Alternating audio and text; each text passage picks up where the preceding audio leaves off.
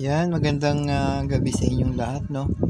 Mag-share lang ako ng ating mga dasal at ang ating paliwanag tungkol sa mga nangyayari sa buong mundo, no? Na ito'y magsisilbing gabay sa mga taong mahilig sa mga ganitong pananampalataya o yung paniniwala para sa inyo ito, no? At ang mga naniniwala sa akin, please po mag-subscribe kayo at mag-like at mag-comment down below. May sasabihin lang ako sa inyong pinaka-importante sa lahat. Yung ating pagdadasal sa araw-araw kung mataimtim, no? Yung talagang pure na pananampalataya o pure na paniniwala natin sa Diyos ay talagang effective yun, ano? Wag natin isipin na dahil sa nagdadasal tayo ay may kapalit.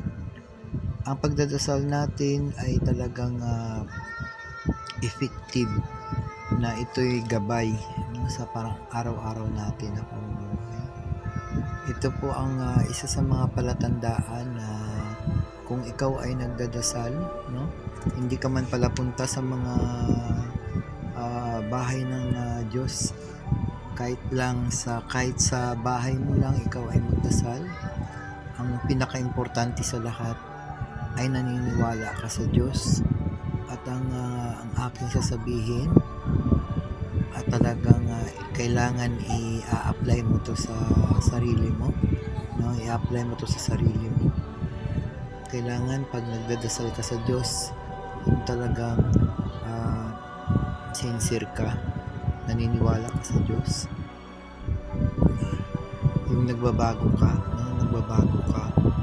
yung lahat ng mga negatibo na dumadapo sa sarili mo ay wag mo pong papansinin yun. Kung ikaw po ay isa sa mga nanonood ng video na ito, ikaw ay pagpapalain, no? Sundin mo lang yung sinabi ko na kung meron kang mga kaaway, meron kang mga kaalitan, kaibigan man o pamilya man, wag mo pong papansinin kasi isa po sa mga makakadistract sa ating paniniwala na ikaw ay nagbago, no?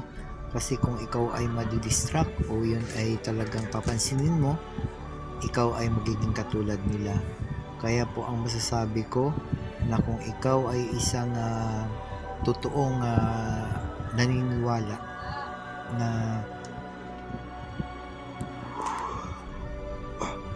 kung ikaw ay naniniwala na ang Diyos ay talagang malapit sa iyo at ang Diyos talaga ay nakikinig sa iyo, gawin mo lang ito, no? Na maging basihan na ikaw ay magiging maayos na tao at mabuting tao. Lahat po ng mga pagdarasal na ginagawa natin araw-araw ay hindi naman po kailangan na pumunta ka ng simbahan o pumunta ka na kung anong bahay ng Diyos, kundi ang pinaka-importante sa lahat, maniniwala ka sa Diyos at maging mabuting tao ka. Yan po ang sundin natin, no, sa ating mga sarili, maging mabait sa kapwa at hindi mo mapanlamang, no? Importante sa lahat yung hindi ka mapanlamang at hindi ka po nagagalit na yung ikaw yung nangunguna. Hayaan nyo po yung ibang tao na kahit na inaapi ka na, kahit na inaaway ka na, pinaparinggan ka na kung minsan, ay huwag mo pong papansinin yun, no? Huwag mo pong papansinin yun. Isa pong balakid yun, isa pong signal na hindi po maganda, no? Na talagang pinipersonal ka nila, tapos talagang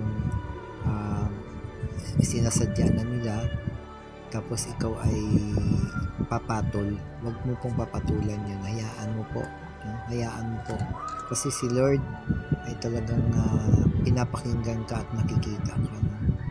Kaya magdadasal tayo ngayong gabi ito, no? Lord, patnubayan mo po ako, Lord, sa araw-araw kong pag-alis o paggising naman sa umaga din, no? Ikaw ang tanging pamamaraan namin, na ikaw talaga ang malakas sa lahat. walang iba, no? Walang ibang mas makapangyarihan sa iyo kundi ikaw lang, Lord, no? Ikaw yung nagbibigay buhay sa amin, ikaw yung nagbibigay ng hininga sa amin, ikaw yung lahat ng nagpo-provide ng araw-araw namin kung di dahil sa iyo, no? Ikaw talaga ang pinakamakapangyarihan sa lahat, Lord. Susundin ka namin, Lord, sa pamamagitan ng sarili namin din, at masusunod ang iyong kagustuhan, Lord. At gabayan mo kami sa lahat ng mga ginagawa namin sa araw-araw, sa paglakad namin, sa pag-alis namin, Lord. Ikaw talaga ang gabay. Ikaw yung pinakamakapangyarihan. Ikaw yung magbibigay ng kapangyarihan sa amin na ano ang bawal ay talagang hindi namin gagawin. Ilayo mo kami sa mga disgrasya. Ilayo mo kami sa mga masasamang tao. Ilayo mo kami sa mga sakuna, no? Lalong-lalo na ang Pilipinas, ilayo niyo po, Lord, no? At lahat po ng ginagawa namin sa araw-araw ay talagang gawa niyo po ng paraan na para kami ay makaligtas, no, sa mga anumang kapahamakan. Ilayo mo po kami, Lord, sa mga disgrasya, no? Lahat yan, no, sa pamamagitan mo, Lord, no? Susundin ka namin, Lord. Ikaw yung pinaka-highest na makapangyarihan sa lahat. Walang iba kundi ikaw lang, Lord, no? Kami ay magiging mabuting tao, kami ay susunod sa iyo, kami ay talagang magpapaubaya at magpapakumbaba sa iyo, Lord. Ikaw talaga, Lord, ang pinakamakapangyarihan sa lahat, no? At isusuko namin yung aming mga ugali, no? Isusuko namin ang aming mga buhay na magiging mabuting tao kami para sa iyo, Lord, no? Ikaw talaga yung pinaniniwalaan namin. Ikaw talaga yung gabay sa lahat namin ginagawa, Lord, na walang iba kundi ikaw lang, Lord. Kaya ang pinakamaganda sa lahat na kung ikaw ay nanonood, gawin mo po ito, no? At maging mabuting tao ka. Huwag mo pong papansinin yung mga negatibo. Yan. Isa po yun sa mga sinyalis na ikaw ay gagabayan ni Lord, no? Yung walang kapalit na dapat hinihingi kundi ang iyong sarili na magbago, no? Patunayan mo sa sarili mo na magbago ka. Yung dati mo ugali na masama ay talagang iwaglit mo, alisin mo yan, no? At kung gusto mo namang bibinasin o siswertihin ka, kailangan talaga gawin mo ang mga nararapat sa buhay mo na talagang maging mabuting tao ka para po pumasok ang swerte sa aming mga sarili, sa aming negosyo, sa aming mga hanap buhay, Lord. Ikaw talaga ang pinakamakapangyarihan sa lahat, Lord. Walang iba, ikaw lang talaga, Lord. Kaya aming susundin ang lahat ng makagustuhan mo dito sa lupa, no? At ikaw ang magbibigay ng mga grasya, ikaw ang guide sa aming gagawin, sa aming mga pag-uugali. Ikaw talaga lagi ang magiging kasama namin. Ikaw yung maaalala namin, kaya para mailayo kami sa mga kapahamakan at mga kasamaan, no? At sakuna, ilayo mo po kami, lalong-lalo na po ang Pilipinas. Maraming salamat po. Amen po. At please po, no, sa mga makapanood nito, please po mag-like tayo at mag-subscribe. Lord, kami ang mga tao na susunod sa iyo at ikaw po ang gagabay sa amin. Lord, araw-araw gabayan mo kami. Ang mga dasal namin ay iyong dinggin.